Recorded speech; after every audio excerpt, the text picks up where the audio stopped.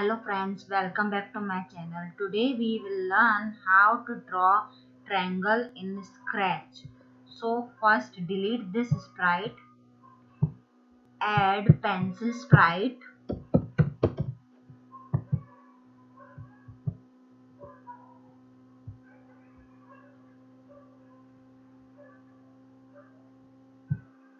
now when flag is clicked,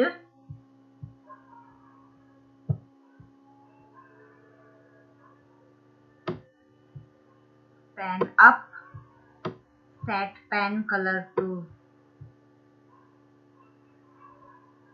set pen size to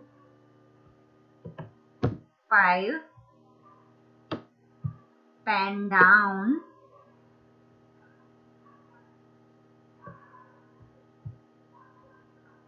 now we will move pencil 100 steps. Now wait for a second and then turn 120 degree. We will move this code inside repeat and we will repeat this 3 times as triangle has three sides.